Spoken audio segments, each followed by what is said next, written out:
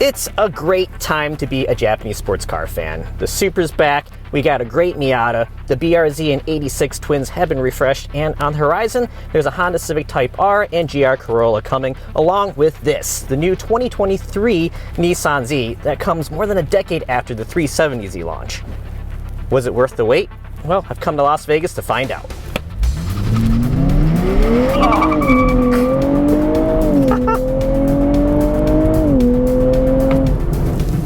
Thing boogies, man.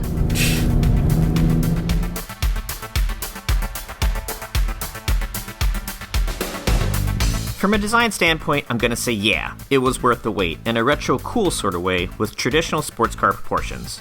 A long hood, short deck, and draws inspiration for the profile from the first generation Z, while its taillights borrow from the 300ZX. Inside, the two-seater is also fresh, built from good stuff, and should be more comfortable for drivers of a variety of statures, thanks to a new telescoping steering wheel. Like the outside, there's some nods to the Z's past, with a trio of analog gauges atop the dash, and steering wheel with a small diameter center. What certainly isn't old is the Z's tech menu. Infotainment is handled by either an 8 or 9-inch touchscreen, with both supporting Apple CarPlay and Android Auto, while the gauge cluster is a nice-looking 12.3-inch customizable display.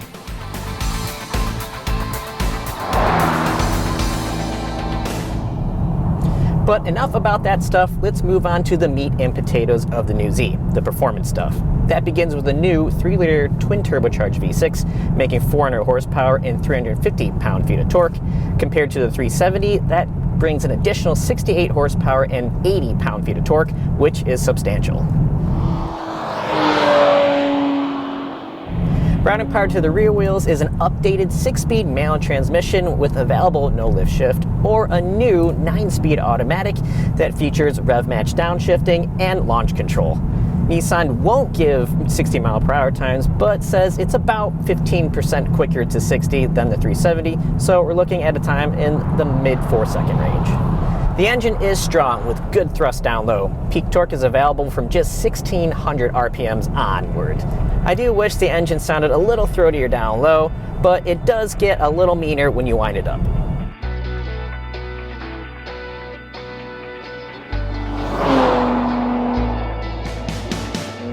As for transmissions, the manual features more fluid shifts, which is always a good thing, and the 9-speed automatic transmission that we have here also isn't too shabby. Manual shift response is brisk, and rev match on downshifts is pretty darn good too. It's just not quite as good as ZF's Auto, but it's pretty close. To up handling, the chassis is stiffer. There's revised suspension geometry, shocks, steering, wider front tires, improved brakes, and up-level models get a limited slip differential. During some limited track time, I can say it does feel a touch more athletic. It's quick to turn in with some understeer, respectable mid-corner grip, and the car is communicative, letting you know when the tires are approaching the limit. And on-road, it's compliant enough. I do miss the hydraulic steering though, as the electronic one is a little numb off-center, but tightens as you dial in more wheel angle.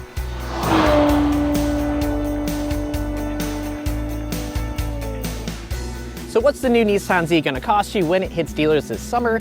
Try $41,000 for the base sport model, which happens to undercut the 4-cylinder Toyota Supra by a few $1,000s. This performance trim here, with a few extra goodies like a limited slip differential, bigger wheels, and spoiler, is a bit pricier at $51,000. But if you think about it, getting a great-looking sports car with sharp handling and 400 horsepower for $41,000 to start ain't a bad deal at all.